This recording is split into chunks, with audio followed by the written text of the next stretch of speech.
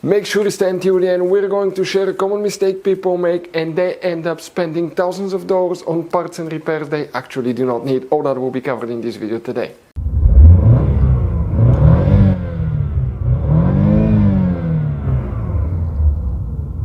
Hey guys, welcome back to Electrical Car Repair Live. Super quick helpful video to any of you having ABS light on, brake light on GMC Sierra, that generation from year 2014 to 2018. You want to see what can cause that, how you can fix it. It could be quite simple fix, guys. It's something that most people never even check.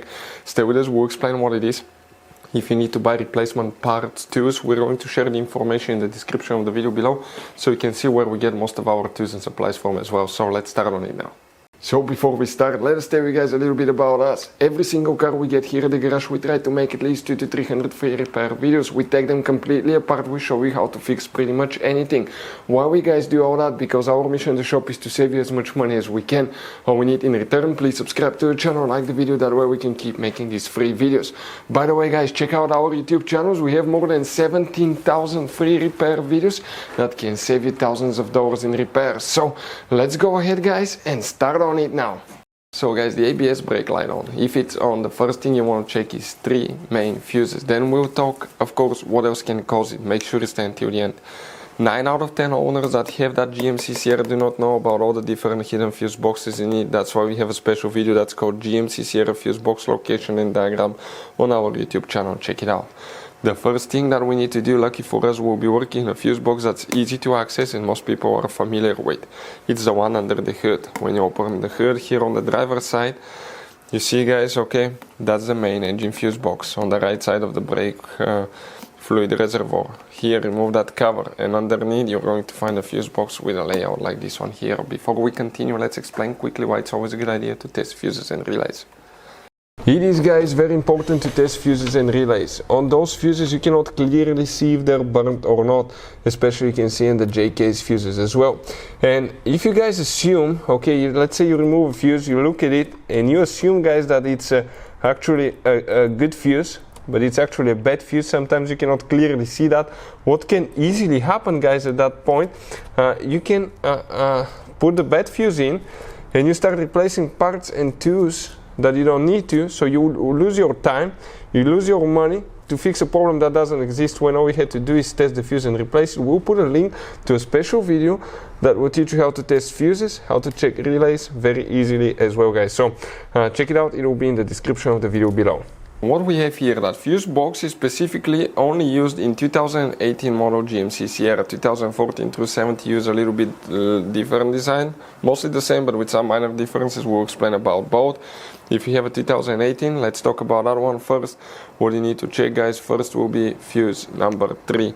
Fuse number 3 is that fuse right here, 60M fuse that you see guys, okay? So let me see, yep, this one right here. Next that you need to check will be fuse number 19. That will be that 10M fuse right here.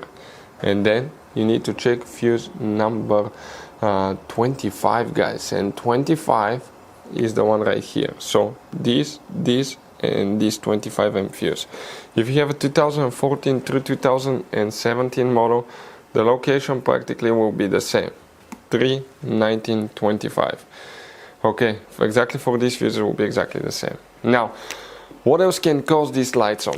One thing that we see quite often here at the garage is bad brake light switch. The brake light switch, let me show you what it is guys. It's a device that's installed on the brake paddle.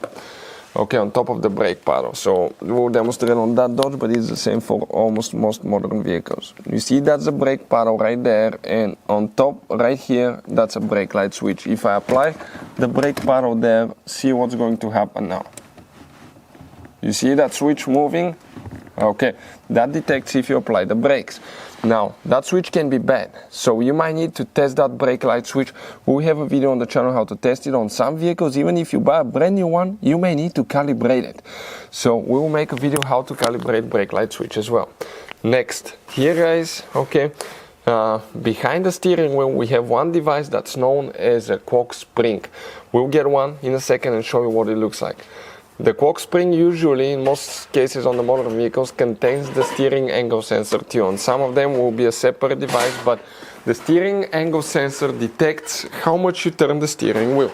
That will be needed. Okay, that's what it looks like. Let us show you. Okay, right there. You can see that's the device, and it transfers the signal from the steering wheel to the steering column. It detects how much you turn the steering wheel to. That will be needed for the ABS and traction control and stability track system, guys.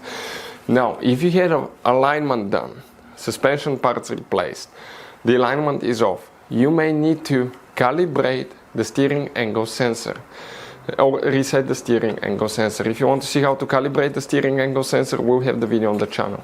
Practically, you zero it when the vehicle is driving straight, okay? And if it's not calibrated, you may get this warning lights on because of not calibrated steering angle sensor we've seen quite often. Other things could be bad steering angle sensor, okay? Now, something that we see quite often on every wheel, you're going to end up having ABS sensor.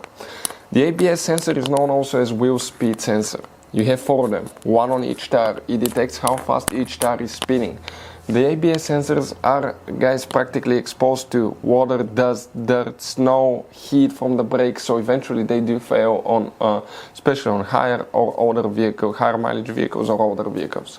If you want to see how to test ABS sensor, we'll have those videos on our YouTube channels as well. Something else.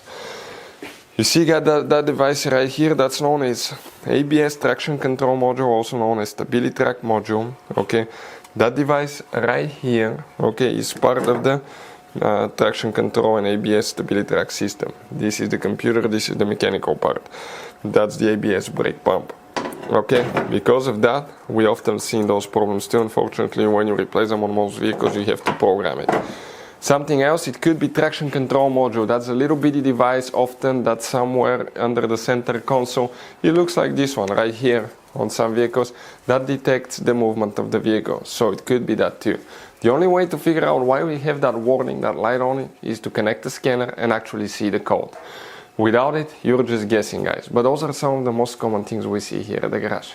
So guys, this GMC Sierra has all kinds of different fuses, different kinds of relays, and those could be really hard to find. If you're in the middle of nowhere, you cannot find a replacement one, you may be stuck because of that. So we recommend, guys, okay, to get some spare ones and put in the glove box for a peace of mind. We will share the information in the description of the video below where you can get them from at a good price, quick shipping, that way you do not waste money and time. Hopefully, guys, the video was helpful. If you have any questions, don't hesitate to let us know. Thank you for watching. See you next time.